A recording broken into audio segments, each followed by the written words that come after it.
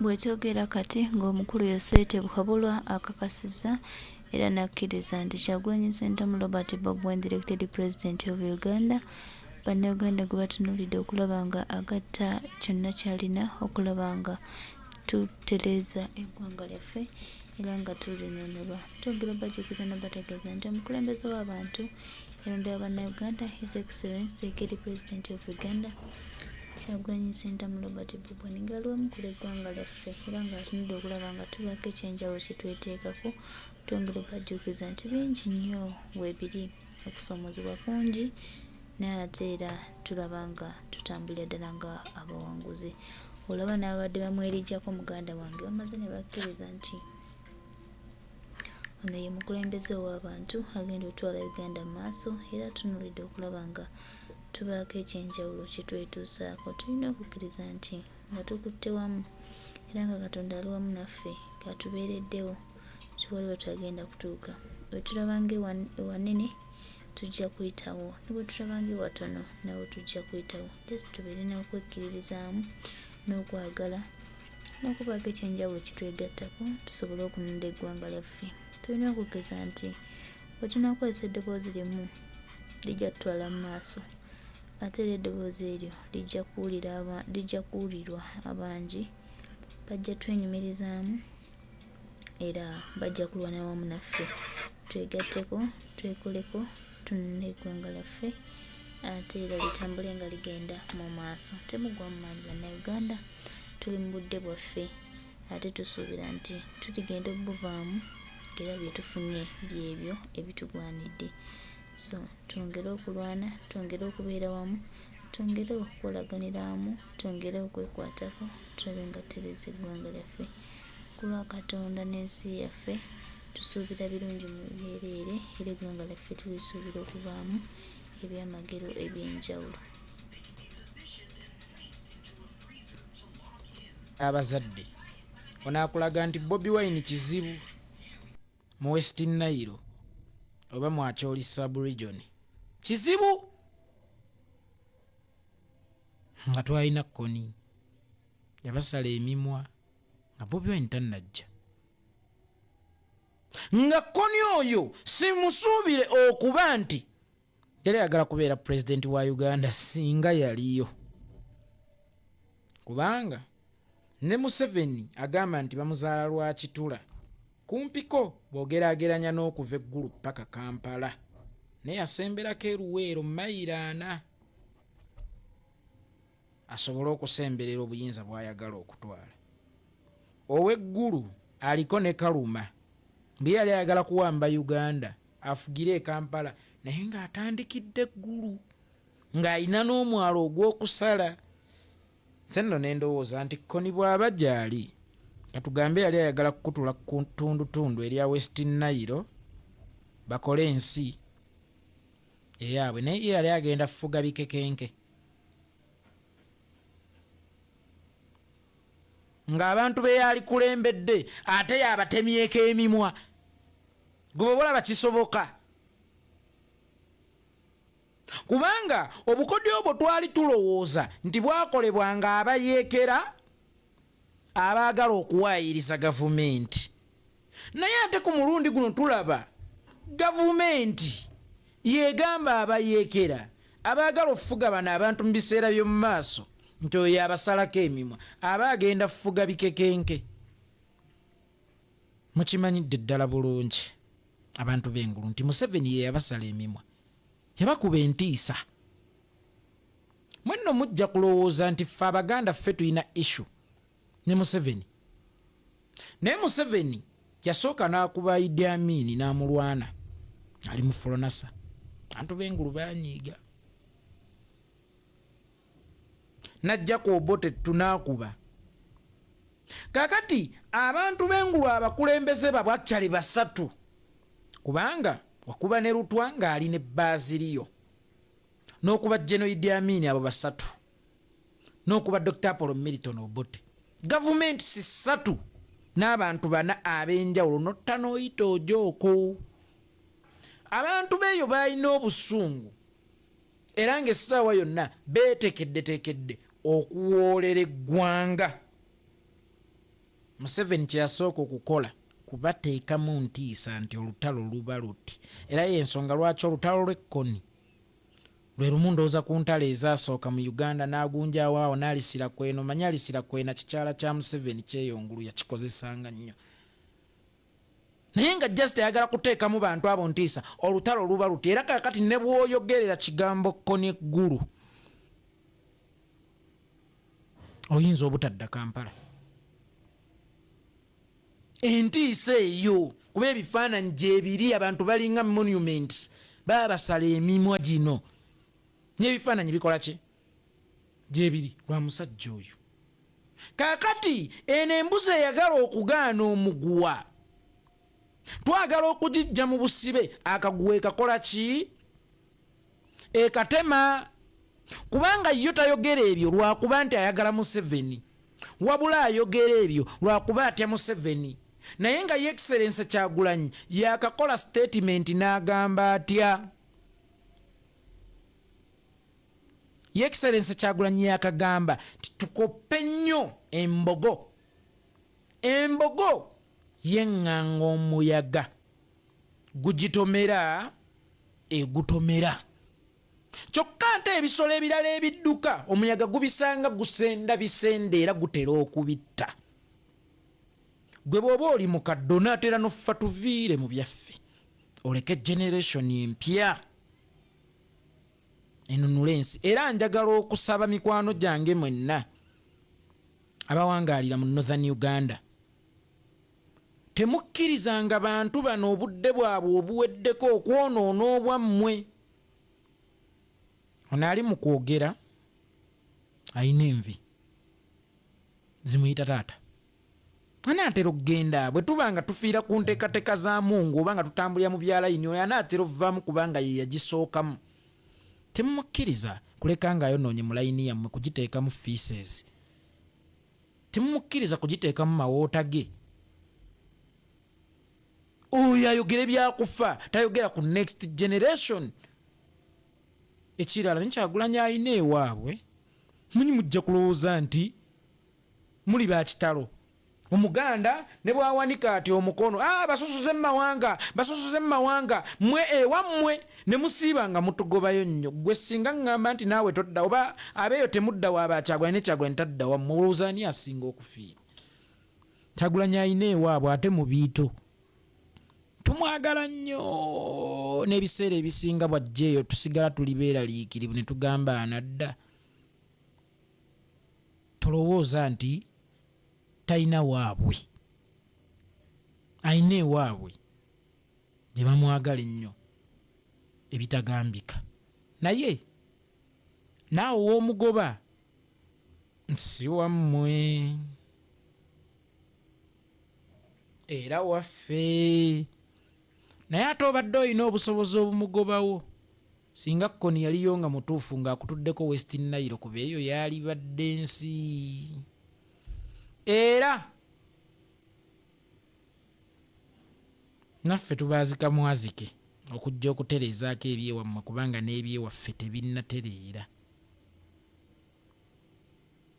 Temwerabira abaana okusomesa abazadde. Ninawo emboozi emu mbadde njagala tukwateko nako olwaleero tusiibule.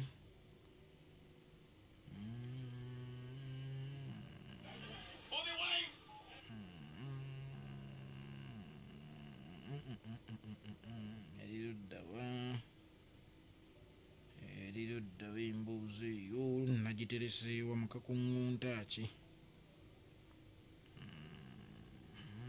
Ya kind of obukulembeze ddala ekyo Bobi Wine akoze kyabukulembeze tekibadde kya bugunjufu mutwala.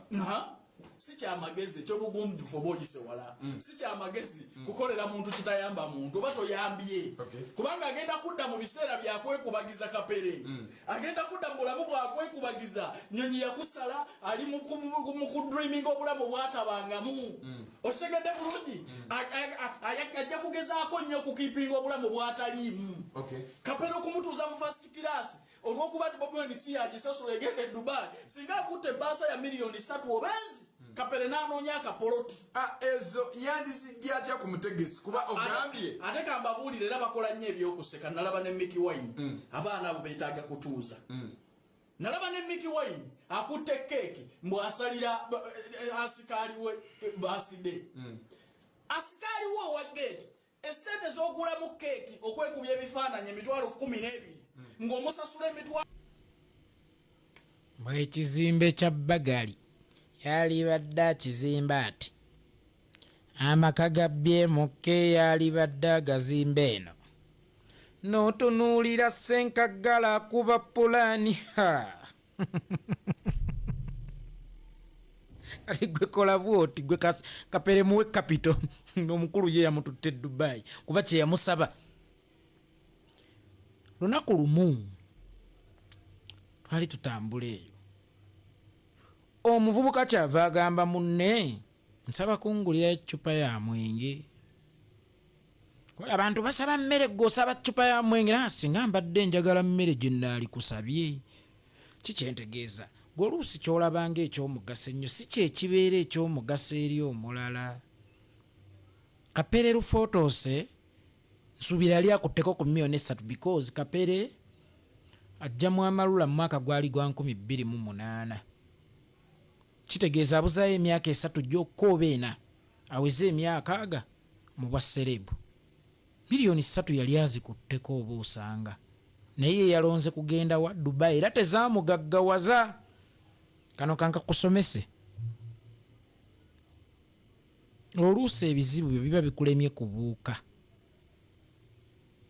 sometimes gezaako okubuuka ebizibu byo kapere oyo oyinza okuddamu okumwekangira mu Amerika kapere endosimenti zigenda kweyongera kapere gw'obadde oyagala akuzannyire ku stage ng'omuwa cupa ya mwenge ng'oba omuwa $5,000 kapere value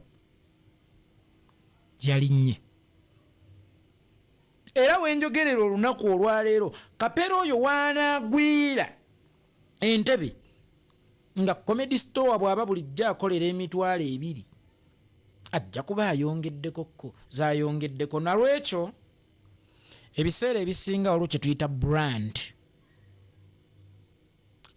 eyo bw'omala ogiriikiriza obanga awadde enkoko kyacu nga gw'olinda magi obanga awadde ente ebiwata nga gw'olinda mata Ye Excellence Kyagulanyi nga ye bwe yagamba nti tagaba kyennyanja agaba ddobo kuba Stone Kasozi munywanyi wange yagamba nti ennyumba ddongo tebagira yeetaagako akawaayiro naye si kibi okuba ng'ogikola ki ng'ogirina Kyagulanyi yawadde kapere eddobo agende yeevubira ebyennyanja kuba okuva lwe yamusemberedde n'okuva lwe banaavaayo agenda kudda ng'afunye ne manager abadde tamulina gwe ataani abadde ayagala okumwesembereza agenda kufuna manager bookings zigenda kweyongera emirimu gigenda kulinnya kaakati mwe ba motivational speaker ba tozimba nju esulwamu nga tonnakola mulimu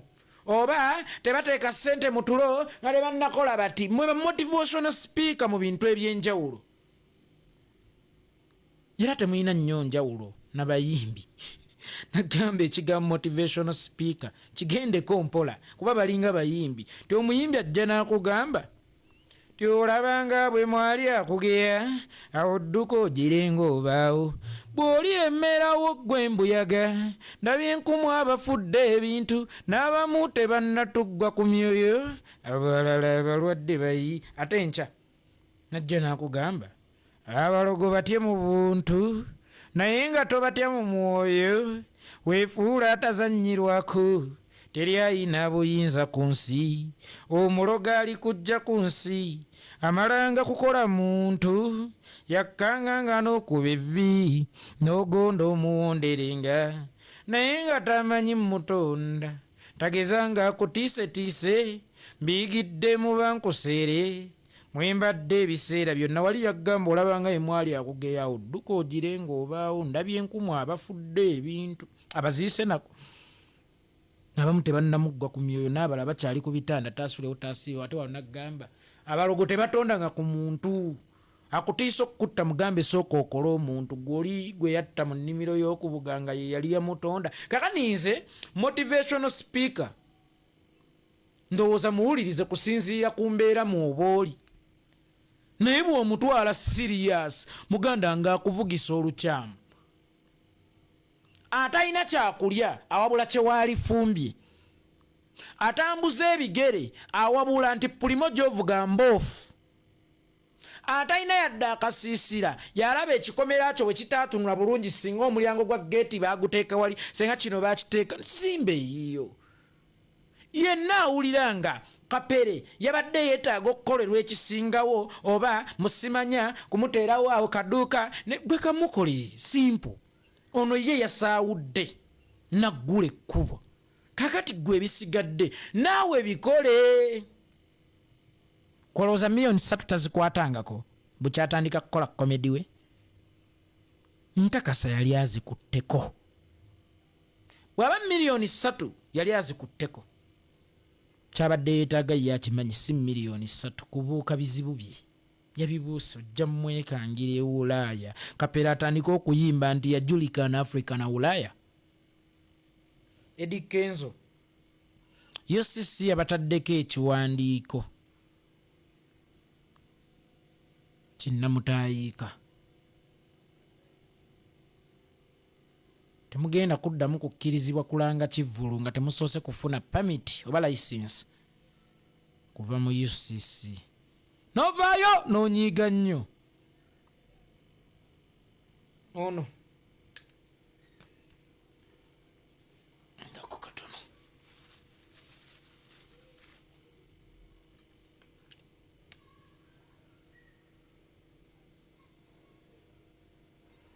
Ono bw'akugamba nti laba omusota tosooka tunulanga mabega dduka buddusi miki. Ono bw'akugamba nti laba omusota tosooka kutunulanga mabega dduka buddu kimisi.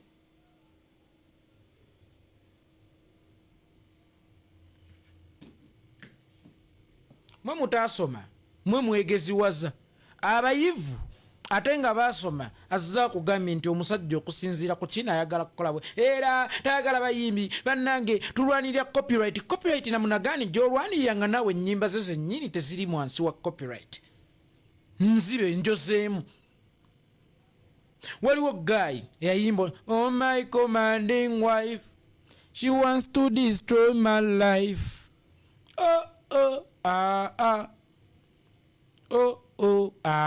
Guy oyo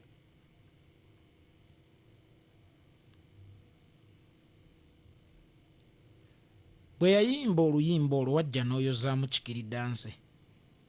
Chikiri danse nanyumirwa nga nnyo chikiri danse jukiramu ebiseera bire byakadanke. Kakati tomanya kye bayita fair use wabula obanja copyright. Weerimbise mu kubanja copyright. Kumbe industry y'abajjajjaffe yabattisa abakiraasi kawalya. Artistic director eyasooka ku National Theatre bamuyitanga Byron Kawadwa. Kawadwa yattibwa. Muzannyo gwe yawandiika amaka ga Wankoko gye gwamutuusa ajjukirayo bulungi. Kawadwa yagenda. Peterson Mutebi wa Crane Band yafa. Nti industry eringa eggwanga eddamba naffe waliwo abagiyiramu omusaayi gwabwe okuba. Mwabaana mugikutte bukolokolo mugitaddeyo mbu babasuubiza oba presidential advisor wabule ki Museveni gwe n'ogwo omutwe.